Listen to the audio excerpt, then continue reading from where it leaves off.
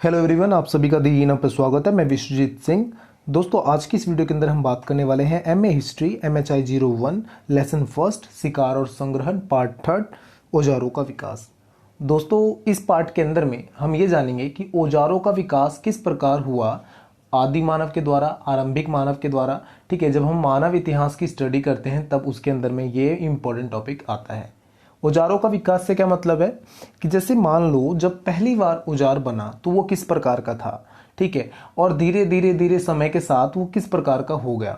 जैसे एग्जाम्पल के लिए, फॉर एग्जाम्पल, जैसे नोकिया ने पहली बार फ़ोन निकाला था, जब हमारे पास मतलब नॉर्मली फ़ोन आया था। पहले भी मैंने एग्जाम्पल दिया था, इवन किसी और भी कंपनी का ले लो। जैसे आप गदर मूवी में देखा होगा अपने फ़ोन, तो एक क्या होता था, कान के पास लगाओ, ऐसे मुंह के पास लगाओ, दूसरा कान के पास लगाओ, तब हम जाकर बात करते थे। ठीक है, दो अलग अलग पार्ट में था। अब देखो आपके पास, जिसमें आप ये वीडियो देख रहे हो, किस तरह का फ़ोन है, तो विकसित होता चला गया। तो सेम औजारों का भी यही सिस्टम रहा। तो पहले बड़े औजार बनाया करते थे, फिर धीरे धीरे धीरे धीरे छोटे शार्प औजार बनने चलने लगे, और आज हम चाकू, छुरी और पता नहीं क्या क्या यूज़ करते हैं। तो इसके पूरे चरण को हम जानेंगे कि किस प्रकार से आदि मानव या आरंभिक मानव के द्वारा औजारों का विकास किया गया। ठीक है, तो स्टार्ट करते हैं दोस्तों आज की वीडियो। दोस्तों, वीडियो स्टार्ट करने से पहले हम थोड़ा सा लेसन के बारे में जान लेते हैं, क्योंकि हम इसका तीसरे पार्ट पे हैं। तो थोड़ा सा पिछले पार्ट के बारे में भी जानना और आगे आने वाले पार्ट के बारे में जानना भी इंपॉर्टेंट हो जाता है। तो दोस्तों, लेसन का नाम, आपका फर्स्ट लेसन का नाम क्या है? शिकार और संग्रहण। इसके अंदर में हम बात क्या कर रहे हैं, तो आधुनिक मानव का क्रम विकास हमने पहले वाले पार्ट में पढ़ा, जिसके अंदर में हमने जाना कि जो आरंभिक मानव था वो किस प्रकार एक बंदर से स्टेप बाय स्टेप मतलब विकसित होकर इंसान के रूप में आया। ठीक है, पहले पार्ट में हमने ये जाना। ठीक है, जिसमें हमने जाना कि होमो इरेक्टस, होमो सेपियंस, होमो हैबिलिस कौन थे, कैसे थे, और किस प्रकार से उनकी क्या खासियत थी, और किस प्रकार से वो इंसान बने। हमने फर्स्ट पार्ट में इसके बारे में स्टडी करी। सेकंड पार्ट में हमने जाना शिकारी संग्रहणकर्ता का अध्ययन।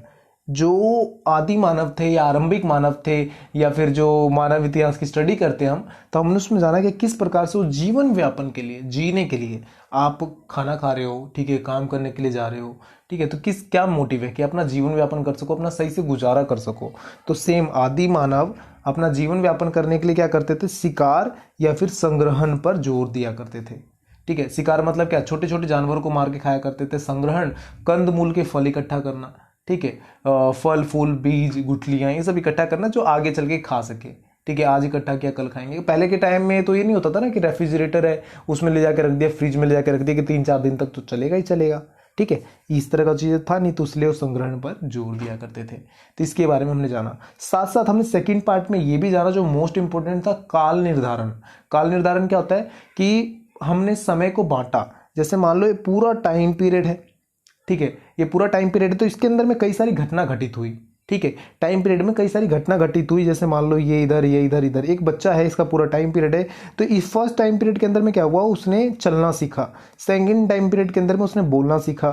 थर्ड टाइम पीरियड के अंदर में वो स्कूल गया, और फोर्थ टाइम पीरियड के अंदर में उसने ग्रेजुएशन करी। तो ये पूरा टाइम पीरियड हो गया। अब एक एक चीज़ का स्टडी करेंगे। अगर कोई पूछे कि भैया आप अपना ग्रेजुएशन का बताओ, तो लास्ट वाला ही टाइम पीरियड से डिफाइन करेगा। अगर बोले ऐसे चलने का बताओ, तो ये वाला टाइम पीरियड डिफाइन करेगा। तो इस तरह से हमने टाइम पीरियड के बारे में बात करी, जो सेकंड पार्ट में हमने सीखा। थर्ड पार्ट के अंदर में जो आज हम पढ़ने जा रहे हैं, औजारों का विकास पढ़ेंगे। फोर्थ पार्ट जो हमारा होगा, निवास स्थल और जीवन शैली के बारे में पढ़ेंगे कि किस तरह से उनका निवास स्थल होता था, किस तरह से उनकी जीवन शैली रही, इसके बारे में हम जानेंगे। दोस्तों, एक रिक्वेस्ट ये भी रहेगी, ये तो इंट्रोडक्शन था आपके चैप्टर का, जिससे आपको पीछे का बेस थोड़ा सा क्लियर हो, समझ में आएगी हमने क्या पढ़ रखा है। ठीक है, जिससे आगे जो मैं बताऊं उसमें समझने में दिक्कत ना हो। अगर दोस्तों, रिक्वेस्ट ये है आप सभी बच्चों से कि अगर आपको सीरियस होकर पढ़ना है, एमए हिस्ट्री आप पढ़ रहे हो, ठीक है, वीडियो देख रहे हो, और आपको ऐसा मतलब लगता है कि मुझे सीरियस होकर पढ़ना है, नंबर अच्छे लाने हैं, तो रिक्वेस्ट ये है कि आपको सारी वीडियो देखनी है।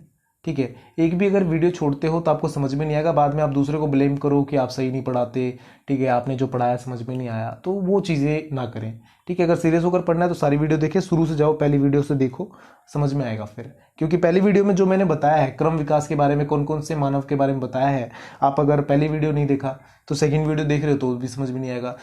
फर्स्ट सेकंड देख लिया, थर्ड नहीं देख रहे हो, फोर्थ देखोगे तो भी समझ में नहीं आएगा। सेकंड नहीं देखा है तो थर्ड नहीं समझ में आएगा। तो सारा एक दूसरे से इंटरलिंक है, तो सारी वीडियो देखिए। तीसरी चीज़ दोस्तों, अगर आप सीरियस हो पढ़ने के लिए तो अपना नोटपैड लेकर बैठेगी, जिससे आपको जो भी डाउट हो वहीं पे क्लियर हो। और सबसे मेन चीज़, अगर कुछ कहीं पे कन्फ्यूज़न होता है, कोई डाउट आ रहा है, ठीक है, कि नहीं समझ में आया, तो क्लियर करें सबसे पहले। अगर डाउट रखते हो मन में, नहीं पूछ रहे हो, कमेंट करके पूछ ले, सोशल मीडिया पे पूछ ले, किसी से भी पूछे, मुझसे नहीं पूछना, किसी और से ही पूछे, पर पूछे, ठीक है। अगर सीरियस होकर पढ़ना है तो ठीक है, मुझे व्यूज़ से मतलब नहीं है कि ज़्यादा बच्चे देखें, ठीक है, 2 ही बच्चा देखे पर पूरा देखे, अच्छे से देखे, जो मेरी जो मैसेज है, जो मैं पढ़ा रहा हूँ, जो मैं सर्व कर रहा हूँ, वो लोगों तक पहुँचे, बस इतना मोटिव है, ठीक है। तो स्टार्ट करते हैं दोस्तों आज की वीडियो। बहुत ज़्यादा मैंने टाइम वेस्ट किया आपका, 5 मिनट ऑलमोस्ट। तो स्टार्ट करते हैं। औजारों के विकास के बारे में बात करें तो इसके बारे में हम पढ़ते क्यों हैं, सबसे पहले हम ये जान लेना जरूरी है। जैसे क्रम विकास के बारे में तो समझ में आया कि मानव कैसे कैसे विकसित हुआ, उसके बारे में हमने जाना, ठीक है। काल चक्र के बारे में भी समझ में आ गया, काल को हम क्यों बांटते हैं, ये भी समझ में आ गया। शिकार और संग्रहण किस तरह से जीवन व्यापन करते थे, ये भी समझ में आ गया। पर औजारों का विकास क्यों पढ़ रहे हैं, तो ये औजारों का विकास क्या दिखाता है, मानव की मानसिकता दिखाता है, ठीक है। मानव किस प्रकार से विकसित हो रहा था, इसके बारे में दिखाता है। अगर मान लो पहले के टाइम पे लोग खड़ाऊं पहनते थे। खड़ाऊं क्या होता है कि जो लकड़ का बना होता है, ठीक है। राम जी देखा होगा, राम जी ने भरत जी को दिया था और भरत जी ने उसी के थ्रू अयोध्या का पूरा शासन चलाया था कई सालों तक, ठीक है। जब राम जी वनवास गए थे, याद होगा आपको, तो वो खड़ाऊं पहनते थे। आज आप क्या पहनते हो, जूते पहनते हो, बूट पहनते हो, और पता नहीं क्या क्या चीज़ें हैं, बहुत सारे नाम हैं, वो पहनते हो। तो ये क्या है कि हम धीरे धीरे समय के साथ विकास कर रहे हैं, हमारी दिमाग की सोच बढ़ती जा रही है, ठीक है। तो जिस तरह से हम विकसित हो रहे हैं, तो उस तरह से हम चीज़ों को डेवलप कर रहे हैं, ठीक है। तो सेम यहाँ पर औजारों का भी यूज हुआ। जब फर्स्ट टाइम औजार बनाया मानव ने, तो थोड़े बड़े आकार के हुआ करते थे। फिर धीरे धीरे समय के साथ वो शार्प होते चले गए। शार्प मतलब क्या, धारदार होते चले गए, ठीक है। तेज होते चले गए, छोटे होते चले गए, हल्के होते चले गए, ठीक है। पहले जो फोन आता था 1-1 किलो का होता था, ठीक है, आधा किलो का फोन होता था। वायरिंग के लिए अलग से प्रॉब्लम होती थी, ठीक है। टेलीफोन जैसी जो वायरिंग में देखोगे तो 4 दिन वायरिंग हो रही है, इस तरह से होता था, कहीं ना कहीं खराब है। पर आज के समय में क्या, सेल फोन है, एकदम हल्के हल्के लाइट फोन है, ठीक है। पहले एक कैमरा के लिए भी ना मतलब सोचना पड़ता था कि एक कैमरा हो, आज 5-5 कैमरे फोन में फिट है, ठीक है। तो ये चीज़ें विकास हुआ है, यहाँ पर विकसित हुआ है। अब हम बात करते हैं औजारों के बारे में, जो चैप्टर हमारा मेन है। तो आमतौर पर औजार उसे कहा जाता है जो मनुष्य का शरीर का हिस्सा नहीं होता है, ठीक है। यहाँ पे ये लाइन क्यों कहा गया है, जैसे मान लो कोई बंदर है या कोई इंसान है जिसके नाखून बड़े बड़े हैं। अब उस नाखून के जरिए वो नट बोल्ट खोलने का, आज के टाइम पे नट बोल्ट खोलने का यूज़ करता है, पेच पिलास नट बोल्ट, ठीक है। और पहले के टाइम पे होता तो क्या करता, गड्ढा उड्ढा खोदने के लिए यूज़ करता। तो क्या उसे हम औजार में गिनती करेंगे, नहीं, बिल्कुल भी। वो हमारे शरीर का पार्ट है, उसको हम औजार में गिनती नहीं कर सकते हैं। औजार का डेफिनेशन जीन सैवलोन ने दिया है, ठीक है। जीन सैवलोन ने दिया है। उनका क्या मानना है कि हाथों से काम करने के लिए मनुष्य द्वारा निर्मित एक वस्तु, अगर मनुष्य कोई भी एक वस्तु निर्माण करता है जिससे वो काम कर सके, उसे वो औजार कहते हैं। पर साथ साथ ये भी कहते हैं कि कई सारे इतिहासकार, प्रागैतिहासिककार, पुरातत्ववेदा जो है इसको चुनौती देंगे, ठीक है, और इसको चेंज करने की भी कोशिश करते हैं। मतलब समय के अनुसार जो जिसको जैसा लगा उसने उसका डेफिनेशन उस प्रकार से रखा है, ठीक है। समझ में आता है। तो औजार का डेफिनेशन क्या हो गया, हाथों से काम करने के लिए मनुष्य द्वारा निर्मित एक वस्तु।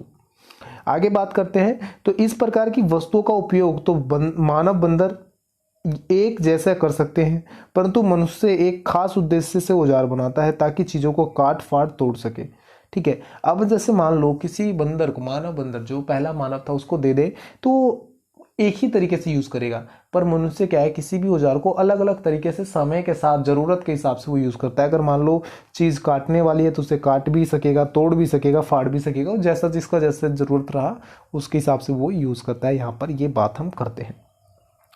आगे हम बात करते हैं दोस्तों, जैसे कि मैंने आपको सेकंड पार्ट के अंदर में बताया था कि जो काल निर्धारण हुआ, काल निर्धारण के अंदर में यहाँ पर मेनली 2 चीज़ों के बारे में बताया गया, पुरापाषाण और नवपाषाण के बारे में बताया गया कि 2 हम यहाँ पे स्टडी करेंगे। एक जबकि तीसरा भी होता है बीच में, मध्यपाषाण, ठीक है। पुरापाषाण, मध्यपाषाण, नवपाषाण, ठीक है।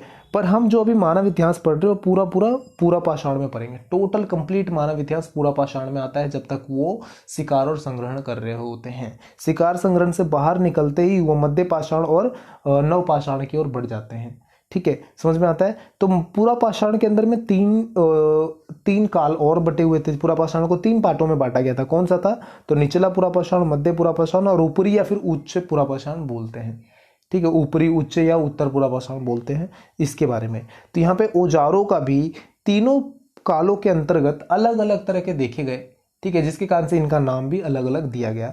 तो निचला पूरा पाषाण के अंदर में कौन सा आया, ओल्डवियन और एक्विलियन औजार। ठीक है, मैं दिखाऊंगा कौन से कैसे होते हैं ओल्डवियन और एक्विलियन। ठीक है, मध्य पूरा पाषाण के अंदर में क्या आया, तो मोनेस्ट्रियन औजार। ठीक है, उच्च पूरा पाषाण औजार। अब ये तीनों को हम स्टडी करते हैं, बारीकी से समझते हैं क्या चीज कैसे था। ठीक है, इंपॉर्टेंट है। तो निचला पूरा पाषाण ओल्डवियन और एक्विलियन औजार। पत्थर के आरंभिक औजार ओल्डवियन उत्तर तंजानिया और मेलका कंटूर यूथेपिया में पाए गए हैं। ये औजार 1.8 से लेकर 1.6 मिलियन वर्ष पुराने हैं। 1.8 से लेकर 1.6 वर्ष पुराने हैं, मिलियन वर्ष पुराने हैं। ठीक है, तो अब ये इसका सबसे पहले दोस्तों एक क्वेश्चन ऑफ द वीडियो पूछता हूँ मैं आपसे कि कोई भी चीज़ अगर मान लो हमें कोई भी चीज़ मिलती है, जैसे पेड़ मिला, कोई औजार मिला, कोई पत्थर मिला, तो हम कैसे अंदाजा लगाएंगे, हमें कैसे पता चलता है कि ये इतने साल पुरानी है। इसका आंसर आप मुझे कमेंट में दीजिएगा। ठीक है, अगर आपको आंसर पता हो तो, ना पता हो तो कमेंट कीजिएगा, मैं आपको बता दूंगा। ठीक है, और जो आप बुक से पढ़ रहे हो, जो एमए की बुक है आपकी इग्नू की, इस बुक के अंदर में ना चौथे पांचवें पेज पे ही इसका आंसर दिया हुआ है, तो अगर आप चाहो तो वहाँ पे जाके देख भी सकते हो। ठीक है, यहाँ पे समझ में आता है कि ये इतने वर्ष पुराने हैं और इन औजारों को ओल्डवियन औजार कहा जाता है। ठीक है, जो ये औजार मिले हैं ओल्डवियन, ओल्ड मतलब थोड़ा पुराना, वियन। अब यहाँ पे हम जब आगे देखेंगे औजार किस प्रकार के होते थे तो समझ में आ जाएगा आपको। इनका उपयोग कंदमूल काटने, जड़ें खोदने और छोटे जानवरों को खाल उतारने के लिए किया जाता है। छोटे जानवरों का खाल उतारने के लिए, जैसे कि दोस्तों मैंने फर्स्ट पार्ट के अंदर में बताया था, सेकंड पार्ट में, कि जो ये शिकार और संग्रहण करते थे, इनका मेन मोटिव क्या होता था कि बड़े जानवरों को शिकार नहीं कर सकते थे। रीजन क्या था कि बड़े जानवर शक्तिशाली हुआ करते थे। ठीक है, इनके पास उस तरह के औजार नहीं थे कि जिससे वो बड़े जानवरों को जानवरों का शिकार कर सके। जिससे नॉर्मली क्या करते थे, छोटे जानवरों को अपना शिकार करते थे। छोटे जानवर, खरगोश हो गया, ठीक है, दूसरे जानवर हो गए छोटे, तो उनका शिकार करते थे। या फिर ये मरे हुए जानवरों का ही सेवन करते थे, जिसे हम अपमार्जन में मानते हैं। ठीक है, अब देखो, इन स्थलों से प्राप्त औजारों को गड़ासा, चौपर कहा जाता है। पत्थर के एक तरफ छोटी परतें फल के निकालकर धारदार बनाकर औजार बनाया जाता था। आमतौर पर आसपास प्राप्त पत्थर से ही औजार बनाया जाता था। इसके प्राकृतिक रूप से बहुत छेड़छाड़ नहीं की जाती थी।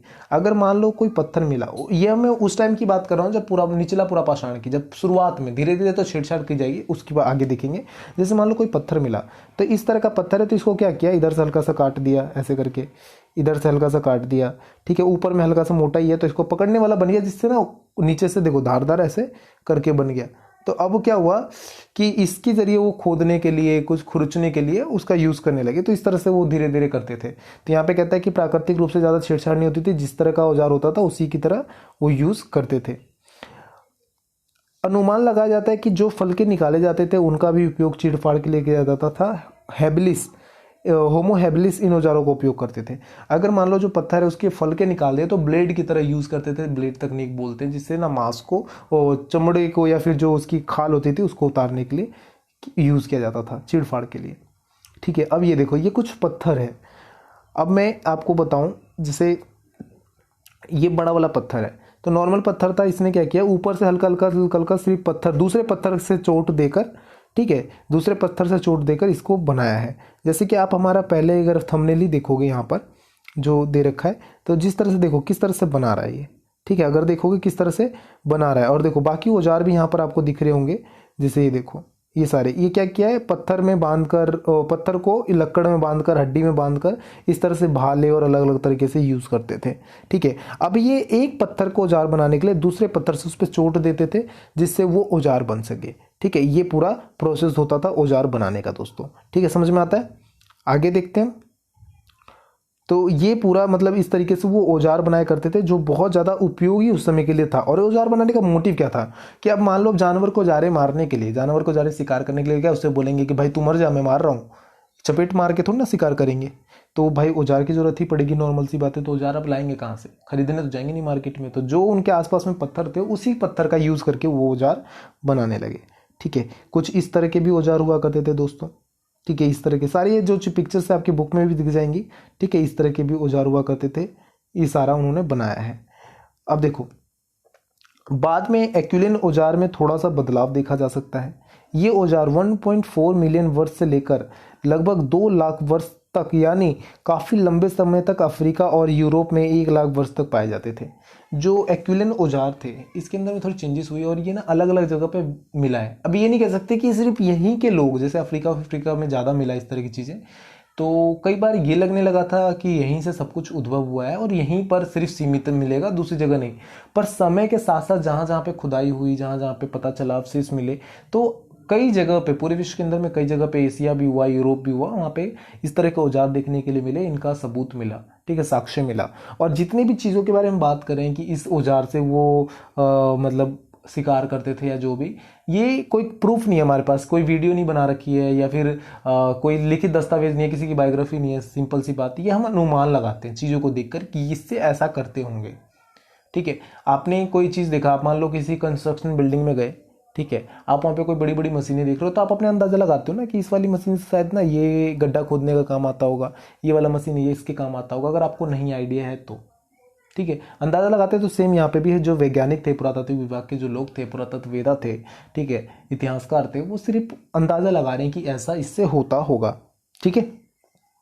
होमो इरेक्टस मुख्य रूप से इन औजारों का इस्तेमाल करते थे। जो होमो इरेक्टस थे वो इनका इस्तेमाल करते थे। अब देखो एक्विलिन औजार, इनका नाम कैसे पड़ा, तो उत्तरी फ्रांस के स्थल सेल्ट एक्विलिन, ठीक है, वहाँ पे इन सब औजारों का मिला, मतलब पहली बार वहाँ मिला, जिसके कारण से इन औजारों का नाम एक्विलिन औजार पढ़ दिया और रख दिया गया, ठीक है। ओल्ड वियन भी इसी तरीके से रखा गया। ओल्ड मतलब पुराना था, वियन एक जगह है, वहाँ पे उसके औजार मिले, इसके कारण से ओल्ड वियन औजार कहा जाता है, ठीक है, समझ में आता है। आगे हम बात करें दोस्तों, तो एक्विलिन औजार बहुत साधारण औजार थे जिनका उपयोग काटने, छीलने, तोड़ने आदि के लिए किया जाता था। इसका उपयोग मांस काटने और कंदमूल भोजन प्राप्त करने के लिए किया जाता था। यह भी गौर किया गया है कि कुछ खास प्रकार के पत्थरों से ही औजार बनाए जाते थे, कभी कभी तो दूर से पत्थर लाए जाते थे। अब नॉर्मल सी बात यार, अगर औजार बनाना है तो कुछ अच्छे पत्थर चाहिए। अगर आप कच्चे पत्थर ले आओगे, कच्चे पत्थर से औजार बनाओगे, पता चला आप मारने गए हो हाथी और आप फेंक रहे हो, वो टूट रहा है बीच में ही, ऐसा तो होगा नहीं। तो उसके लिए अच्छे और मतलब धारदार पत्थर चाहिए, जिससे वो आसानी से मजबूत पत्थर से औजार बना सके। तो किस तरह के पत्थरों का यूज़ किया करते थे, तो सिलिकायम पत्थर, चट, स्टेफिक का इस्तेमाल करते थे, जिसका तेज धार बनने में मजबूत होता था, मतलब उसका जल्दी जल्दी तेज धार बन जाए।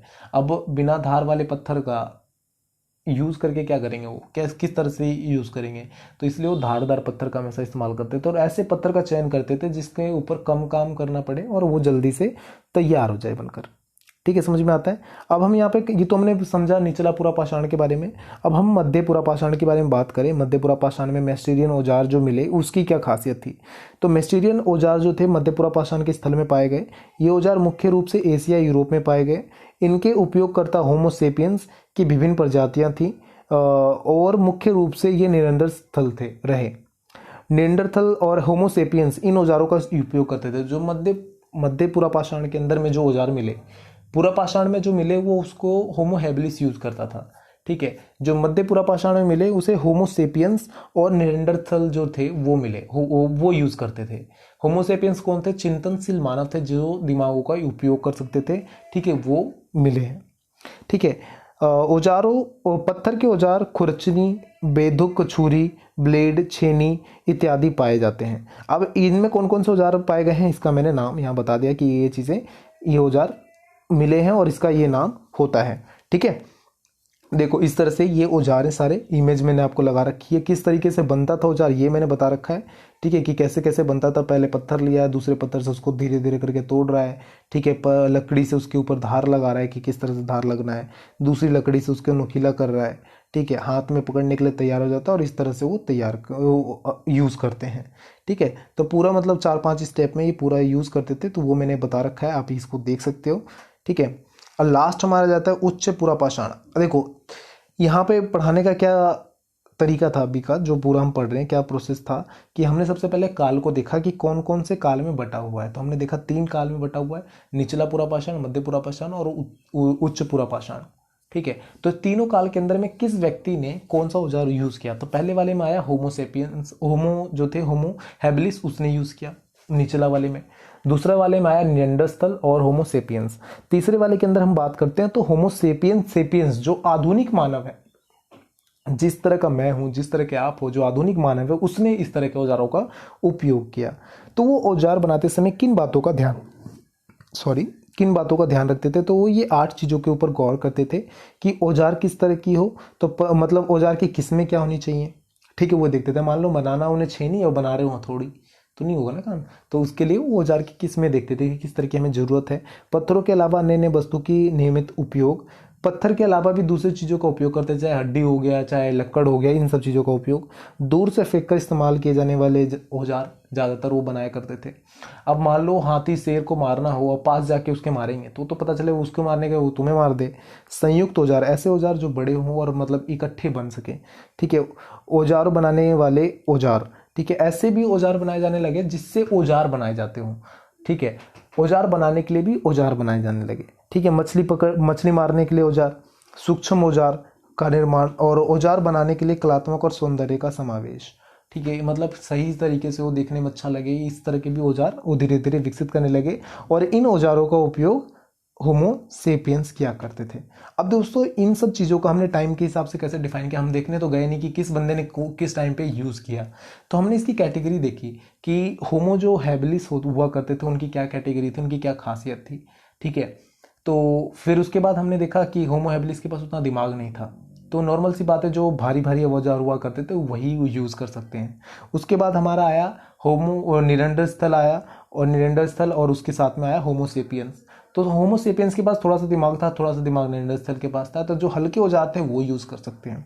अब जो आधुनिक औजार बने, ठीक है, तो उसको हमें सिंपल सी बात है कि होमोसेपियंस सेपियंस जो थे वो आधुनिक मानव थे, चिंतनशील मानव थे, तो यही इसका यूज़ कर सकते हैं। इस तरीके से हमने इसको डिफाइन किया है। ठीक है, और ये सारी चीज़ें आपके बुक में ही दी गई हैं, बाहर से कुछ नहीं लिया है मैंने। तो अगर आप बुक भी पढ़ोगे तो वहाँ से आपको ये कवर हो जाएगा दोस्तों। ठीक है, ये सारा कुछ आपके बुक में ही है। तो हड्डियों से भी औजार बनाए जाने लगे। ठीक है, छुरी किस तरह से होती थी, पत्तियों के आकार के नुकीले औजार किस तरह से बनते थे, सारा कुछ आपके बुक का ही है। तो आप वहाँ देखोगे तो सारा समझ में आएगा। ठीक है, फिर भी अगर कोई डाउट आता है, कहीं पे कुछ कन्फ्यूज़न होती है, समझ में नहीं आया, ठीक है, तो आप कमेंट कर लीजिए, या फिर आप मुझे पर्सनली व्हाट्सएप पे भी मैसेज कर सकते हो। कमेंट करके मैं आपको लिंक विंक जो भी है वो दे दूंगा, या फिर हमारे जो भी सोशल मीडिया प्लेटफॉर्म है वहाँ पे जुड़ सकते हो, वहाँ पे मिल जाएगा। और मोस्ट इंपॉर्टेंट यार, अगर आप वीडियो देख रहे हो और आपको समझ में आई, अच्छी लग रही है, अगर सीरियस होकर पढ़ रहे हो, तो प्लीज़ यार लाइक शेयर सब्सक्राइब जरूर कर लें। और जो भी आपके एमए हिस्ट्री के फ्रेंड्स हैं या किसी और भी कोर्स के फ्रेंड्स हैं, उन्हें भी बोलें कि एक बार देखें वीडियो को, क्या पता कोई सजेशन मेरे लिए हो या फिर उनके लिए कुछ इंपॉर्टेंट मिल जाए। ठीक है, तो thank you for watching me, thank you for listening me, bye bye, take care.